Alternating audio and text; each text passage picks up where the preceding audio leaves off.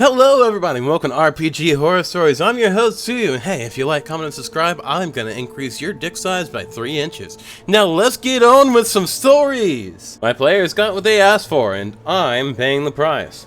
Possibly not safe for work. It has been a long month since we played. I'm running Greek-inspired fantasy setting where the players are demigods, and I'm using a superhero RPG rule set called Prowlers and Paragons. The game uses a simple mechanic with 6-sided dice. Evens equal 1 success. 6s count as 2. This is important for the story. The characters and their powers do not matter. I was excited for the game. This was the first time in months everyone could show up to the same session. I wanted to make it special, so before the game, I foolishly asked the group the following questions to generate enthusiasm for the game. I foolishly asked the group the following questions to generate that enthusiasm. Audiences are walking out of your movie. What's the one scene they're all talking about? How can I create it in an upcoming session? What do you want to see? Email me. I like to think one of my games is, like an action movie. There's a plot, but it's mostly there to provide a connecting thread to the next action scenes that I plan out. I create opportunities for the players to highlight their abilities and stand out. I enjoy memorable scenes involving creative use of said abilities and powers. However, 2 jokers in the group tapped their innie Danny McBride in response with big-ass titties. I ignored it and figured that they were expressing their inner teenager. Mind you, my group ranges in age between 30 and 53. For the next week, no one gives me a legitimately good scene for the game, and they continued their relentless barrage via text. So I finally respond, Zim Zim Zalabim, your wishes have been locked in. Next, the players start the game in a village at the center of a rich wheat-producing valley, the bread basket of the realm. The villagers reveal that their crops are dying and the cattle has begun to disappear. There are rumors of beasts prowling the lands. As they further investigate, they arrive at a farm reeking of death and putrid gas. The gods have unleashed Katablapa, and they are killing everything with their nauseous cloud. The heroes defeat the first wave, and they follow the trail to a large barn emitting a large, deep, guttural groan from inside. The roof bursts, the walls explode, and the heroes come face to face with the cursed creature corrupting the land. As it stands, a cow hangs from each tit, feeding on its corrupting milk.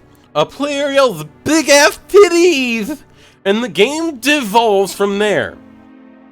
The heroes continue investigating the source of this foul beast and find an evil demigod hiding in the forest that serves as a nexus between the realms. She intends to corrupt all life. But first they must battle Arachne, the multi-breasted spider queen. And from each of her breasts feeds the earlier creature that they encountered. What? It was not my finest moment, but I did create a number of scenes involving nauseous, corrupting milk and one attempt to grab a hero and force him to feed on the foul nectar of a god. Ingeniously, he spends a point of resolve, think a Benny to alter a scene, and as he puts it, nopes himself out of the attempt. In the end, the heroes continue talking about the game and make big ass titties their battle cry. Oh, and one of the players printed out dice to commemorate the game, where 2 equals 1 and 3 equals 2. I hate them, but I now have a new memorable gaming story around the table. Okay, listen, I'm just gonna be straight with you. This is a net W. You've got your players just rallying behind the battle cry of big ass titties. People are just gonna hear big ass titties come out and see your players. It's just gonna enhance the scenes. That said, this is kind of a horror story because you had to make the fucking fucking cursed arachne thing. What the fuck? What's that? It's so fucking cursed. I think that's like AI art, but still, you know, it gets the point across that you made spider titties. Just spider titties. And spider titties is a win. I don't care how fucking cursed it was. Spider titties, that's a fucking W, dude. Fucking fat fucking win, dude. The player goes against the dungeon master because fairies can't be bad. A friend of mine told me he was DMing a sort of one-shot campaign and asked if I'd like to join. I'm game. Session 1 starts and I meet the other players, including a monk and a homebrew race that I can't really remember, who I'll just call Monk. Very creative, I know. Let's get on with it. We have our first combat against the monsters attacking a small town, and it goes very well. Everyone's doing their part to help, and I keep smacking them with a warhammer. Afterwards, a man comes sprinting into town and explains how he and a group of explorers went into a nearby forest, and everything was fine until they were attacked by fairies. No, that doesn't make sense. Excuse me? Yeah, fairies won't attack out of nowhere. They're nice. You've got to have pissed them off. I'm sure this came from something in his backstory, but I never got to hear much about it. The man, who is very clearly mentally scarred and traumatized, says that they lived there for 6 months without any issue. Well, that's why, dummy, they were mad that you lived in their lands for so long. The guy explains how they actually met the fairies and were very cool with them for those 6 months, and how they suddenly turned without warning, capturing and torturing them without mercy, and how he managed to only barely escape. Well, they're just quirky like that. I kept trying to help the DM out, suggesting how there must be something else behind their sudden change of behavior, since that was clearly what he was hinting at, and the monk just mumbled something under his breath. I can understand that this was important to him and his backstory, but I feel like this was too much, especially since it just shows that it just slows down the session and it's ugh. Just a bit of clarification, the issue is mostly just stubbornness and prioritizing his own portrayal of the Feywild, as well as the condescending tone that the player took, as if it were not only impossible, but dumb to think that they would ever attack somebody. I'm just gonna be straight with you. If you think fairies can't fucking attack somebody, you're just stupid, and in this case, I would tell the DM to have fairies attack the monk, just to prove that fairies can attack the monk. Sometimes you just gotta see it to believe it, right? Right? Alright, next story. The compulsive pre-roller. You guys ever have this happen, where one of your players just won't stop with the damn pre-rolling? It works like this. Pick up your die when the Dungeon Master's focus is on someone else. Roll the die. If the result is low, stay quiet. If the result is high, then say, I want to do the thing, and I just rolled. Roll. If you get a low roll, either say nothing and wait, or come to the DM with, I want to do a thing. What do I need to roll for that? Because just now, when you rolled and got a low number, you were just playing around with your D20 and not fishing for a good roll. I had a player that did this all the fucking time.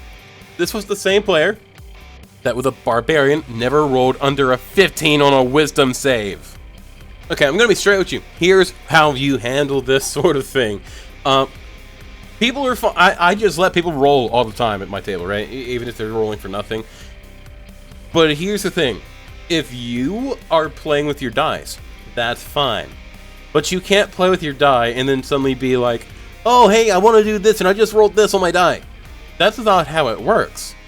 What I would say to do is tell your players, I don't care what you rolled before I told you to roll. If I tell you to roll something, you're rolling your die again. That's the end of the story. You're not going to get to use that roll. Much up. So, I'd have a problem with one player in a great campaign. I've played a little bit of TTRPGs before, and I love them. So when I moved to a new town where I didn't know anyone, I joined a TTRPG group. Specifically, I joined a Pathfinder campaign 1 year ago, and it's going great. We all get along. One of the players started DMing a Fallout campaign. He invited me, and it's fucking amazing. He works really hard to make the world come alive, and it's beautiful. I love the plots, the side quests, everything is awesome. The other players are fun, and really, they had the story too, but I have a problem with one of them. He presents himself as an experienced player, and feels like his opinion is needed on many things. You should say that when I'm talking to the NPCs. You shouldn't use guns. Rifles are better. Rifles are guns, so whatever the fuck. You should specialize in this or that. I feel like he mansplains it to me quite a bit. And it's annoying. For example, he explained to me in excruciating details what metagaming means. I know what it means. He told me that stats and skills are related to that. For example, if I wanted to be good at medicine, I needed high medicine and high intelligence, which was written on the character sheet that I was reading. I think he's trying to be friendly, but he also just makes comments that are extremely uncalled for. Like I said something silly because my character isn't a smart one. How are you so dumb? You're only half blonde.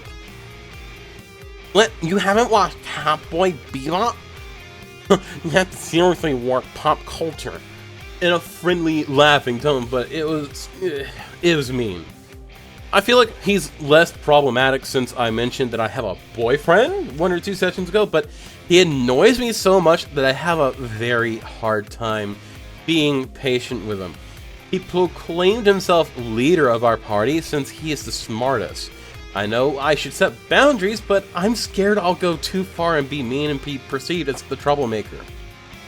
I worked on myself a lot, and I think that I'm now a pretty pleasant person to be around, but I had a bad habit of being mean to people when I was uncomfortable, and I don't want to go back to that. I talked to the Game Master a little bit, but I feel like he's very young, very good at telling stories, but not good at handling people. And that I can handle the problem player on my own since he mostly bothers me. Sorry that was long, and English isn't my first language, so it probably wasn't very well written.